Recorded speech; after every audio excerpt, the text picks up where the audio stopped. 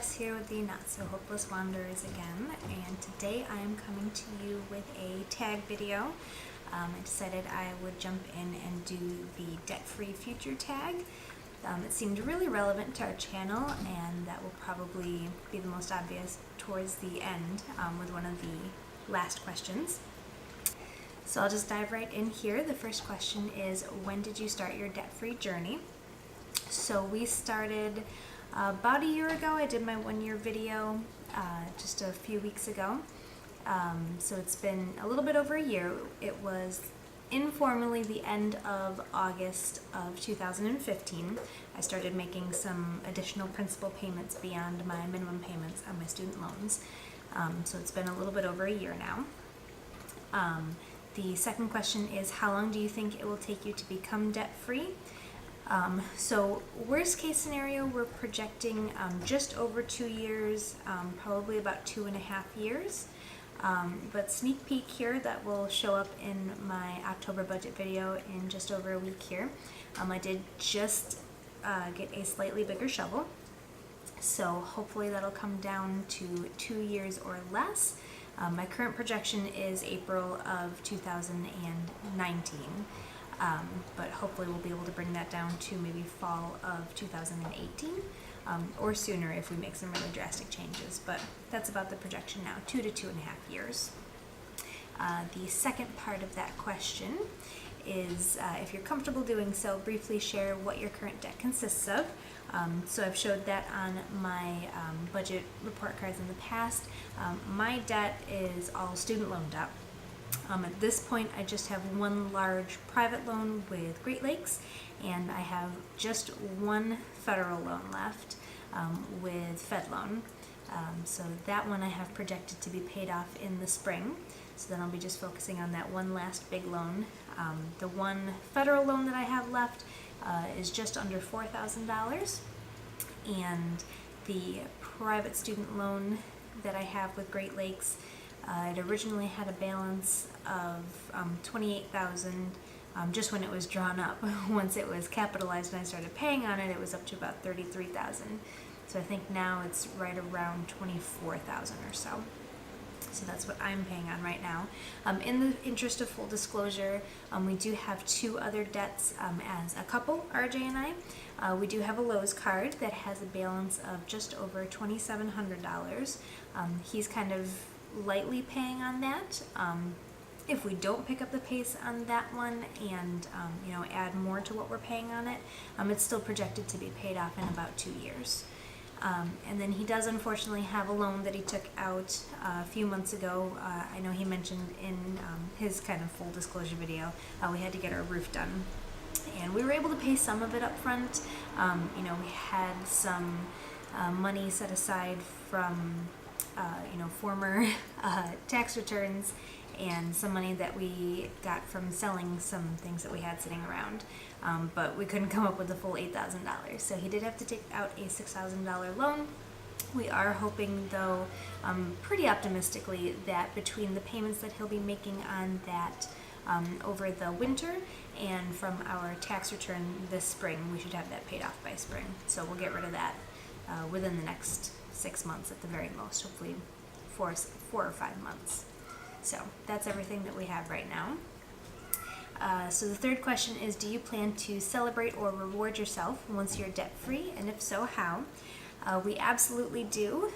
This question is actually going to kind of roll into the next question, however, which is, what does your debt-free future look like, and how will life change once you're debt-free? So that's the big thing for us.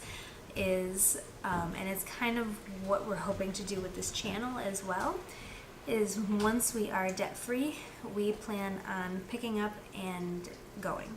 We plan on either selling or renting our house and actually traveling full-time in our 1988 Jeep Cherokee, the Queen, and we plan on seeing the country and just traveling as long-term as we can and kind of living that way for as long as we can. So that is our big plan, which is why we're focusing on the debt now, because we obviously can't, we're still not sure what our income will be like when we do that. We may get odd jobs here and there as we're traveling. I'm still looking into online work. So we have some things that we're looking at, but we know that the income will be a lot less. So we're getting the debt taken care of now so that we can simplify our lifestyle after that. So that's our big plan. We're really, really excited about it. So hopefully, which is why we're really focused on getting all the debt paid off, because we just really want to get going and get on the road. So that is our main motivator right now, is getting out of here. And then the last question is, what lessons will you pass along to your child regarding money and debt?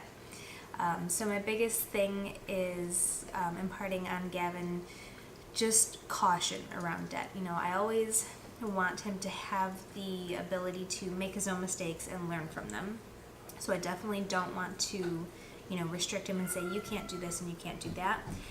But I do intend to make it extremely clear the dangers that come with debt. And I plan on informing him to definitely tread lightly if that is something that he wants to try using, credit cards and things like that. And I intend to make it extremely clear how challenging it is and how easy it is to get in over your head. Because I mentioned in my debt-free journey video, I was lucky enough growing up that I was never not taught about debt. I had a good understanding of what debt was. I had what I kind of thought to be a healthy fear of debt. I didn't want to get in over my head. I didn't want to be in a position where I was in, thousands and thousands of dollars of consumer debt that would be very, very challenging to pay off. And so I never did that. I never did get into a lot of credit card debt. But the student loan debt, it seems like such a necessity at the time, and it seems like something that will be easy to pay off afterwards, and it ends up not being the case because life happens. So it's definitely something that I plan on telling him to just be very, very careful about, and think about other ways that you can obtain an education. RJ and I are also big Mike Rowe fans, so we're also going to stress the importance of services and trades, going to trade school being a very viable option.